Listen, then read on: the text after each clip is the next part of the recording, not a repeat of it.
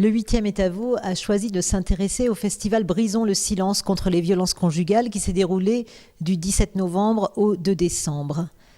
L'association Philaction a pour but de sensibiliser le public à la question des violences conjugales et organise des conférences, des stands, des expositions, des événements théâtraux pour sensibiliser le public à la question des violences conjugales.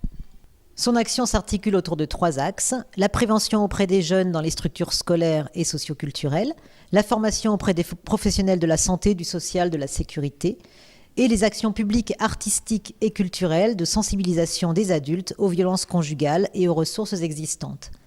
C'est dans ce 3e axe que s'inscrit le festival Brisons le silence. Nous avons pu rencontrer Anne-Pascale Paris, metteuse en scène d'une pièce de théâtre présentée dans le cadre du festival et qui s'intitule Contre-coup. Alors ça s'appelle Contre-coup effectivement parce que ça parle des violences conjugales, mais ça s'appelle Contre-coup aussi parce que ça parle des répercussions sur les enfants qui sont témoins des violences conjugales au sein de la famille et du contre-coup que ces violences peuvent avoir sur son développement physique et psychique. Et moi, je trouvais que ce sujet qui était très très difficile, j'avais envie de l'aborder d'un point de vue documentaire et pas sous forme de fiction, parce que j'avais envie de donner des chiffres.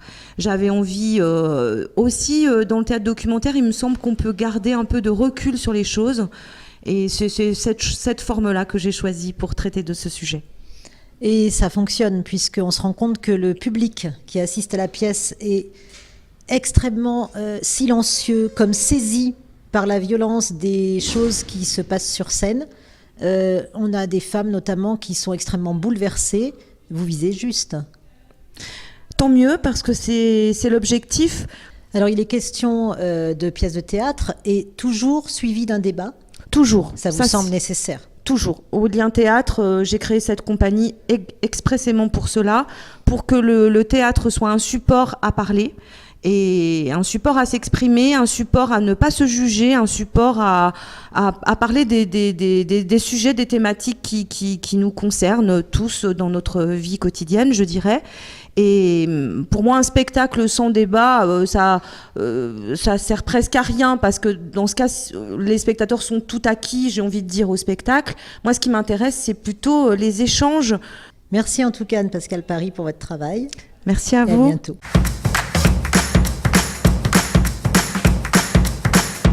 Dominique Hervieux, bonjour. Bonjour. Merci de nous recevoir au sein de la Maison de la Danse. Avec plaisir. Présentez-vous d'abord. Qui êtes-vous? Qui êtes-vous? Alors, je suis une danseuse avant tout. Oui. Et voilà, j'ai fait un parcours que de danse, de l'école de danse jusqu'à la danseuse professionnelle. J'ai construit une compagnie avec José Montalvo, la compagnie Montalvo-Hervieux. J'ai été danseuse assistante et chorégraphe dans cette compagnie et j'ai dirigé le Centre chorégraphique national de Créteil avec José. Et puis, je suis devenue directrice du Théâtre national de Chaillot, qui est un lieu très emblématique. C'est un des 5 théâtres nationaux français. Et la ministre Christine Albanel m'a confié les clés en me disant, et ça sera le seul des 5 théâtres nationaux qui sera dédié à la danse. Et donc, j'ai pris les manettes de ce paquebot. Et puis j'ai souhaité venir à Lyon parce que Lyon a une histoire avec la danse qui est extrêmement vivante, d'une réussite énorme de Guy Darmet pendant 30 ans. Et puis, ces 2 pieds sur lesquels la danse marche, entre la Maison de la Danse et la Biennale.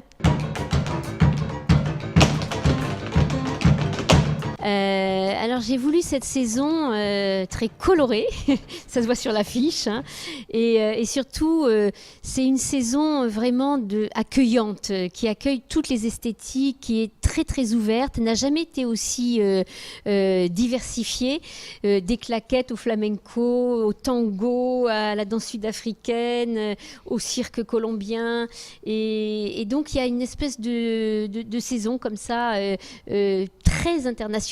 Donc les artistes viennent de 18 pays différents et voilà, qui est ouverte au monde.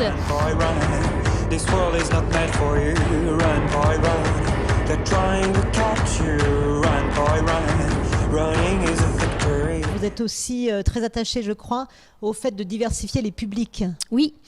Alors ça, c'est un petit peu l'ADN de la Maison de la Danse. Ça, c'est le public et les artistes, bien sûr, mais surtout ne pas oublier le public. Et puis surtout, dans le 8e arrondissement, ce qui est important, c'est que pour les habitants du 8e, c'est leur maison. 2018 sera une année de Biennale de la danse. Ouais. Est-ce que vous pouvez déjà nous donner quelques indices sur ce qu'elle sera cette fois-ci, cette nouvelle édition? Des indices, des tout petits scoops, hein, parce qu'il y a encore carrément. 6 mois à attendre. Hein. On ne peut pas tout dire. Oui, mais du scoop quand même. Un petit peu. Bon, déjà, on peut dire que c'est une biennale qui sera très orientée sur les rapports entre l'image et la danse. C'est-à-dire qu'il y a beaucoup de chorégraphes qui jouent avec les images, la vidéo, même des fois avec des technologies très pointues. Donc, ça sera une biennale quand même un peu technologique et tournée vraiment vers l'avenir, vers les nouvelles écritures, vers les artistes qui s'appuient sur ces nouvelles possibilités de créer des émotions aussi, des récits, des émotions, des écritures. Donc, il y aura de l'image et de la danse. Et puis, ça sera un beau défilé sur la paix. Et ça, je suis très heureuse de ça. Donc, 14-18 et 2018, évidemment, il y a un siècle de paix entre-temps et qu'il faut absolument maintenir. Et pour la maintenir, il faut y réfléchir, il faut l'élaborer. Il faut la construire avec les enfants qui ont 5 ans, voilà, que la paix, ça ne soit pas quelque chose comme ça, on se dise évidemment, la paix, non, la paix, ça se construit. Et du coup, on va avoir des artistes pour la paix qui vont reprendre la rue de la République. Et ça aussi, c'est très important. Le centre de Lyon pour nous amener vers cette belle manifestation qui aura beaucoup de sens et de valeur.